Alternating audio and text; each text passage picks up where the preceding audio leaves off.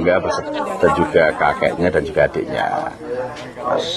Kejadian pencurian pisang yang di Jawa, khususnya di Jawa Tengah, Pati, ini sangat-sangat menyedihkan, teman-teman. Jujur saya merasa tersentuh, hati saya merasa sedih, apalagi ini di wilayah Pati, khususnya di Kabupaten Pati, dan saya lahir tidak jauh dari kabupaten tersebut. Apalagi kalau tidak salah ini dari wilayah Trangkil ya. Saya pernah ke sana, saya pernah berkunjung ke sana, bahkan saya pernah main di wilayah sana, yaitu di Trangkil, Suwaduk, Dari. Itu pernah saya masuk ke sana ya teman-teman. Jadi mohon dengan sangat buat bapak-bapak yang ada di kampung tersebut, tolong ya jangan dilakukan hal seperti itu lagi apabila ada terjadi hal-hal yang maaf ngomong itu kurang baik ya. Saya bukan membela anak tersebut, yang namanya pencurian itu tetap salah, melanggar hukum. Cuman untuk menghakimi seseorang itu kita tidak boleh. Kita sebagai masyarakat itu tidak punya hak untuk menghakimi atau mengadili seseorang, karena di Indonesia ini sudah ada pihak yang menangani mengenai hukum ya teman-teman. Apalagi kalau kita perhatikan seorang pemuda ini, dia adalah seorang piatu ya, kalau tidak salah. Ibunya sudah meninggal, bapaknya kawin lagi, dan dia tinggal bersama kakek dan neneknya. Kalau kita amati, kakek dan neneknya adalah orang yang sudah sepuh ya, sudah tua. Jadi ada wajarnya kalau sebagian orang mengatakan bahwa pemuda tersebut saat ini adalah tulang punggung bagi keluarganya untuk menghidupi adiknya dan kakeknya ya. Jadi jujur saya sebagai sama-sama orang Jawa yang saya pernah dilahirkan di dekat Kabupaten Pati, saya merasa sedih betul. Saya merasa sedih ya teman-teman. Nah, coba sekarang kita lihat kejadian-kejadiannya ini tadi. Yang membuat hati saya itu sangat teriris.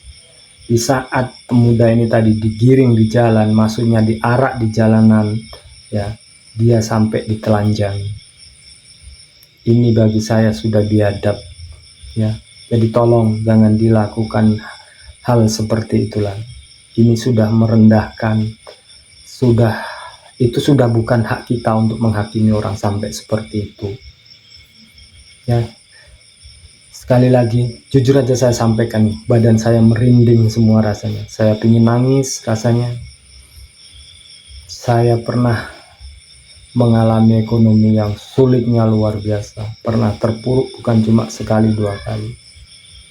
Itu bagaimana rasanya di saat perut kita lapar ya kan? Apalagi ini masih anak-anak yang memang belum bisa memahami. Cuma saya respect juga dengan bapak yang punya pisang, dia mau masalah ini selesai ya, tidak mau membawa ke jalur hukum ya. Saya salut dengan bapak, dan ini pernyataan bapak tersebut yang pisangnya diambil oleh anak muda ini. Di sepeda motor, terus dia saya ajak ke kandang saya mas. Di situ di kandang saya bingung mas, karena saya sendiri, saya juga nggak bawa HP.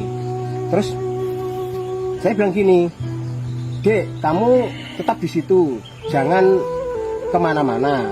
Kalau sampai adik nanti kemana-mana, saya nggak tahu, karena mungkin masa nanti akan datang. Kamu di situ aja, saya siap berani melindungi. Gitu ya mas. Terus pada saat itu ada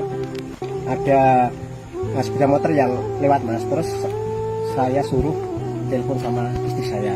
Saya kan nggak bawa HP pada saat itu. Terus istri saya datang ke kandang bawa HP. Barulah kita berkomunikasi sama bapak perangkat desa. Ya, Pak, ini kan info yang beredar kan dia mencuri untuk menghidupi adiknya. Apakah pengakuan pertama seperti itu, Pak? Tidak mas, itu salah. Dia tidak bilang apa-apa. Dia pada waktu saya tanyain itu nggak bilang seperti itu. Itu salah mas. Berarti ini dia sudah berusaha melindungi itu iya, Pak? Tapi yang berarti yang mengarah ini warga ya? Iya, warga. Ya mungkin gini mas, karena di sekitar sini itu banyaklah masih petani yang merasa kehilangan pisang pada bulan-bulan ini mas ya. Kan mungkin juga gimana ya, namanya orang itu orang petani, ya istilahnya itu nanam pisang, ya sih masalah untuk menghidupi adik dia kan untuk menghidupi adiknya.